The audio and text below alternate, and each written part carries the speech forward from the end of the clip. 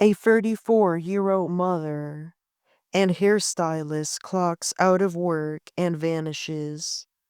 Inside her salon, there's blood on the walls, in the chairs, in the sinks. Her car turns up abandoned at a Home Depot, and the co-worker who hated her is found sleeping in a car at a rest stop. Apparently, that car is also her home. And that coworker, she is not just Kimberly Kessler. She's a woman who's been missing from her own family for decades, living under nearly 20 different names.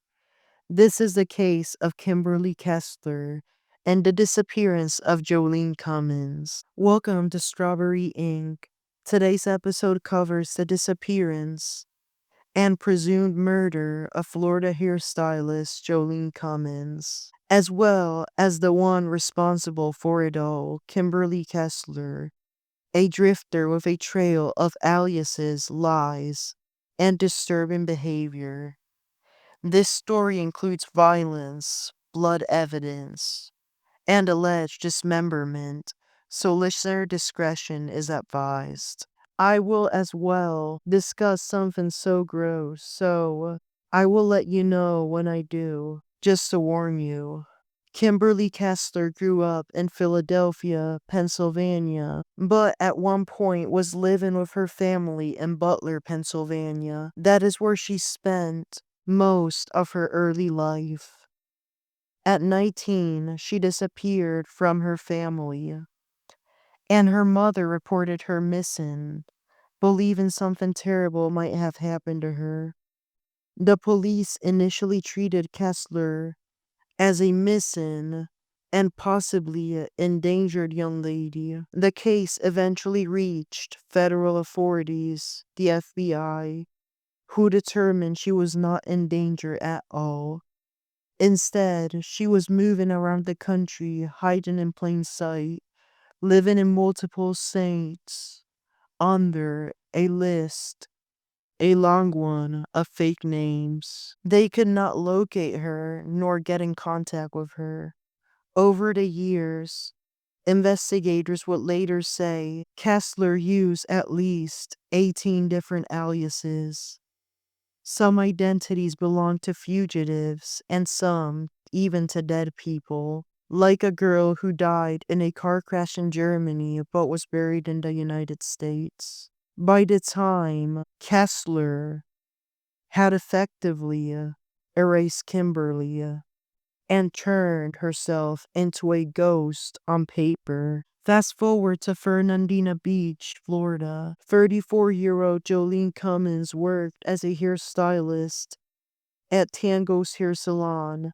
She was a mom, had people who loved her, and like a lot of hairstylists, she had regular clients and relationships built around that salon. Kimberly Kessler essentially and eventually started working at Tango's as Joleen's co-worker. People at the salon would later describe tension between them. Kessler seemed to resent Joleen, and there were clear signs of friction. On May 14th, 2018, Joleen vanished after going to work.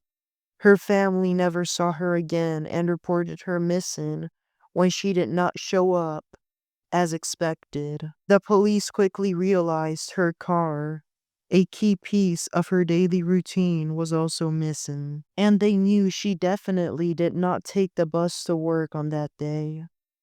When investigators spoke with managers and co-workers at Tangles, they heard immediately about problems between Joleen and Kessler. Surveillance footage from the salon showed Kessler leaving in Joleen's car. That would be just the first piece of an avalanche of damning evidence. Once Joleen was reported missing, law enforcement focused on Tangle's hair salon.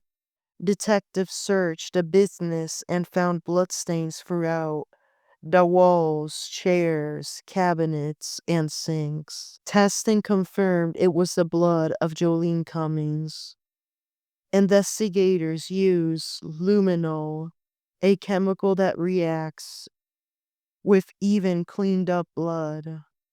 Under that glow, even more evidence appeared, patterns showing that a violent, bloody event had happened and then been partially cleaned. The amount and spread of blood suggested Joleen had been killed inside the salon. There were even mop stains, meaning that the person who killed her tried to clean up afterwards. Police did not stop at the salon. They searched locations tied to Kimberly Kessler, including a storage unit where they found her boots and other items with Joleen's blood on them. Behind the salon, security cameras captured Kessler making repeated trips with large white trash bags.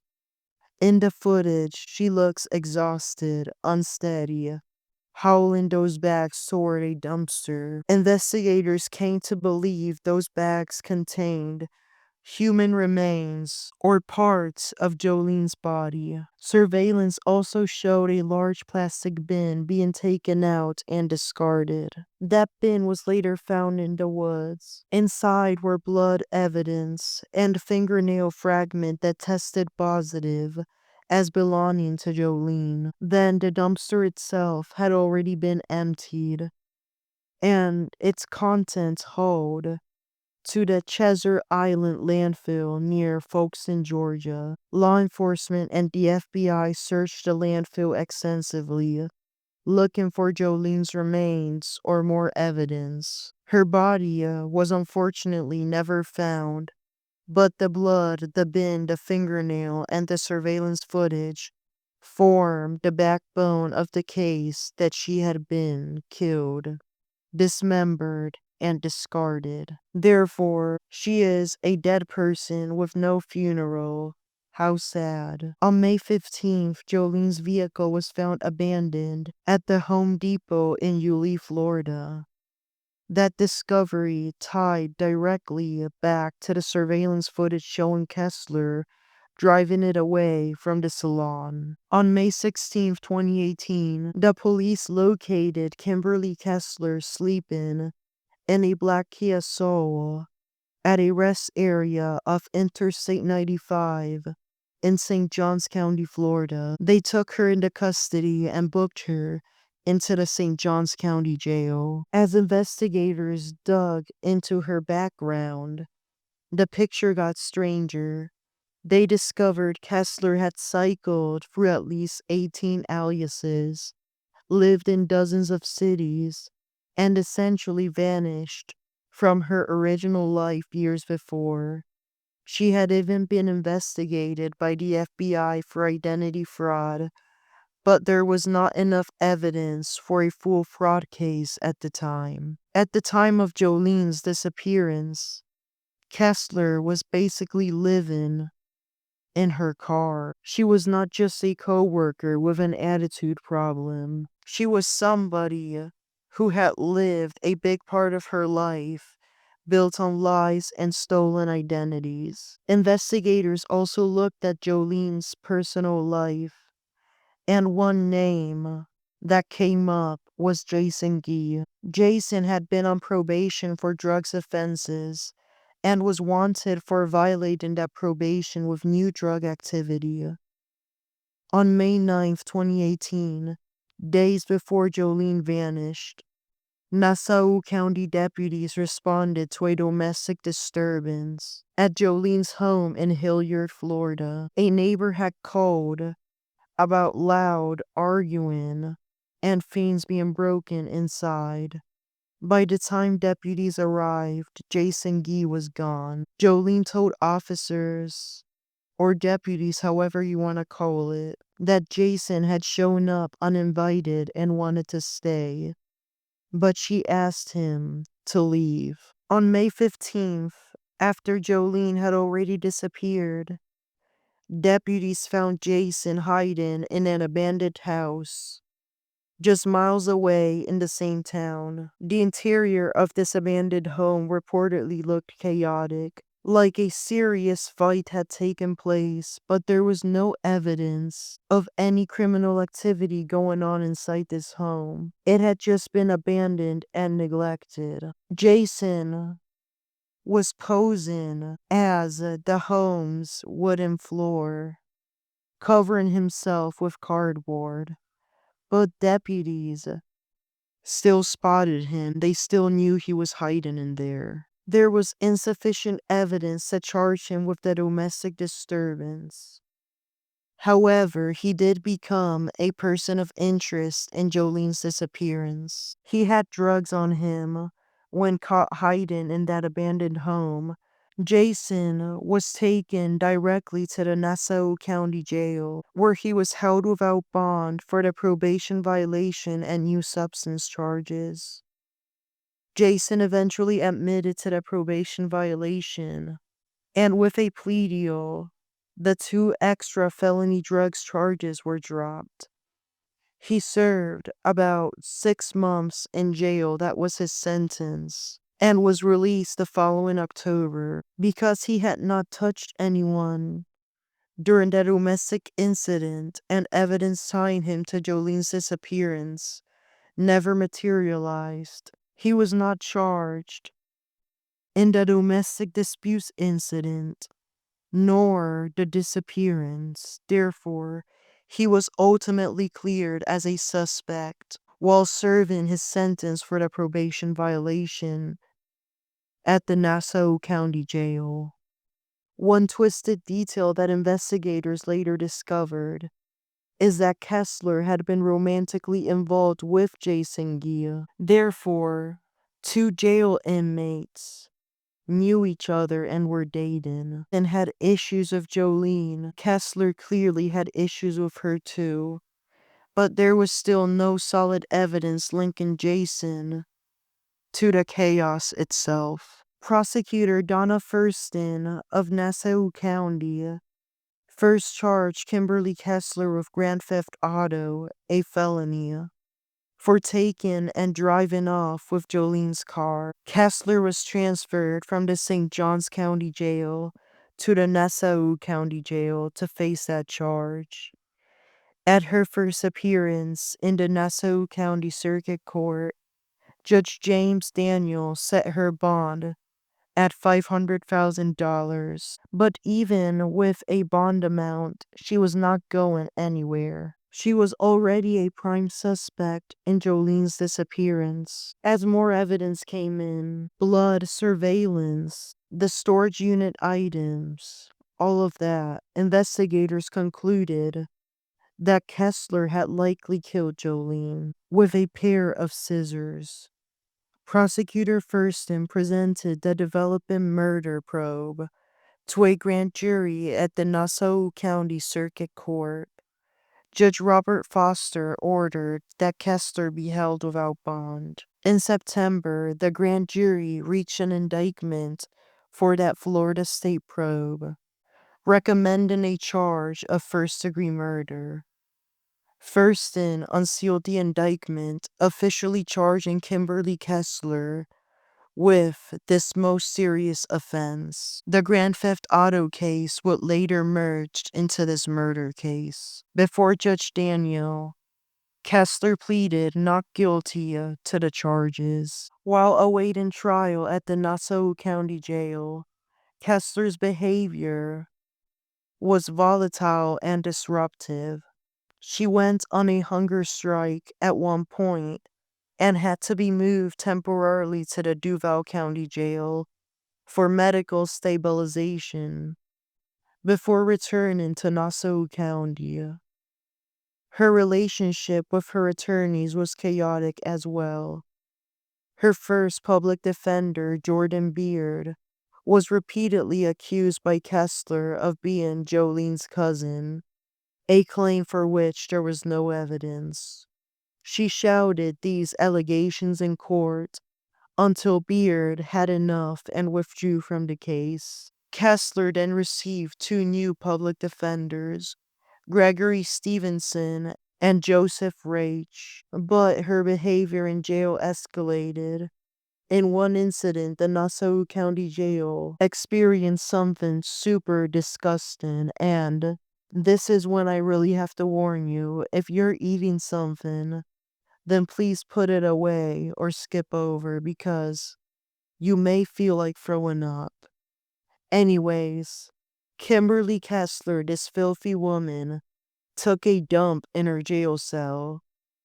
She then smeared her poop, her feces, all over her cell walls. Yes, the metal walls and window were painted brown, her cell decorations.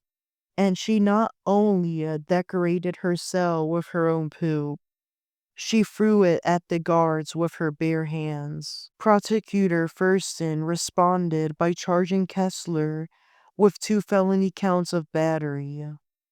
In a separate case, those charges reflected just how dangerous and disruptive the jail staff considered her to be.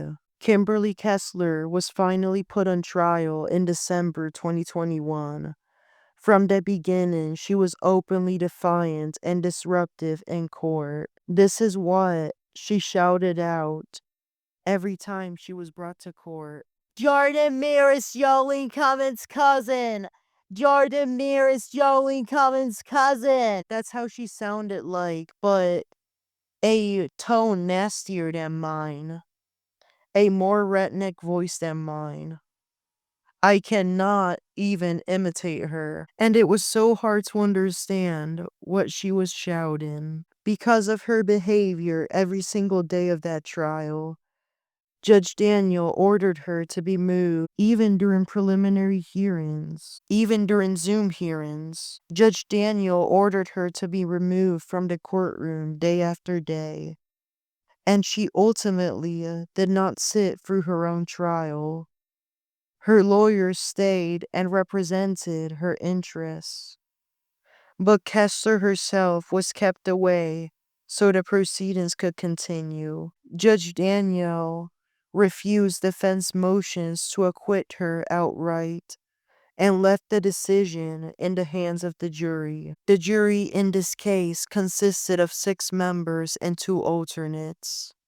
They heard the evidence, the blood throughout the salon, the luminol, the surveillance footage of trash bags and the plastic bin, the blood and fingernail fragments, the abandoned car, and Kessler's strange, fabricated life story. The jury found Kimberly Kessler guilty on all charges, first-degree murder and grand theft auto. In January 2022, Judge Daniel sentenced her to life in prison without parole for murder, plus a concurrent additional 5 years for grand theft auto. The staff at the Nassau County Jail were reportedly relieved to see her go. The sheriff even said in an interview that he hopes Kimberly Kessler is put on the very first bus available to take her to her state prison. After nearly 4 years of dealing with her outbursts,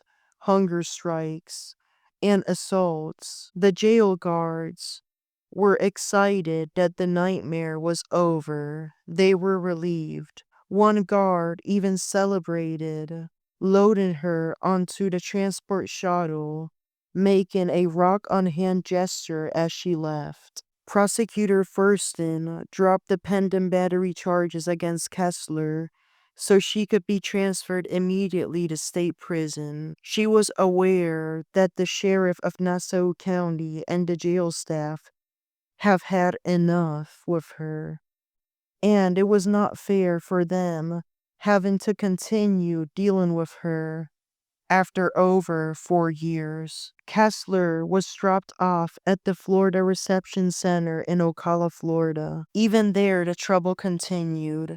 She destroyed a fire extinguisher, and corrections officer Mark Nassar recommended a felony vandalism charge. Forston initially took up the case, but then rejected it as there was the possibility that Kessler may be returned to that county jail. in order to keep her in state custody. Thurston withdrew the charge and had the case be closed. In February, Kessler was moved to her permanent facility, the Lowell Annex in Ocala, a state prison where she is currently serving her life sentence. After her conviction, Kessler asked for a new trial. Judge Daniel denied that request in 2022. She then appealed to the higher courts. But on Halloween in 2023, the Florida Appellate Court in Daytona Beach affirmed her conviction and sentence. They denied her a new trial and left the life without parole prison sentence in place. Other matters are pending. Kimberly Kessler remains incarcerated at the Lowell Annex, where she will most likely take her last breath. Joleen Cummings' body has never been found, but the evidence is strong enough for a jury to conclude that she was murdered by the Kimberly Kessler. Joleen's family has had to live with the reality of a murder conviction, but no remains, no grave, and no closure in the traditional sense. They hope that one day, Kimberly Kessler tells them where she left the body parts. If you have thoughts on this case, theories, or other cases you want covered, send them in. Send an email to strawberryinc6@gmail.com. Make sure to follow, rate, and share the show so more people could hear these stories and understand how dangerous some predators can be, even without a single fingerprint left on a body. Anyways, staff at the Nassau County Jail don't miss her. They were very happy when she was taken away, and they even celebrated with cake and ice cream. Take care and have a good rest of your day.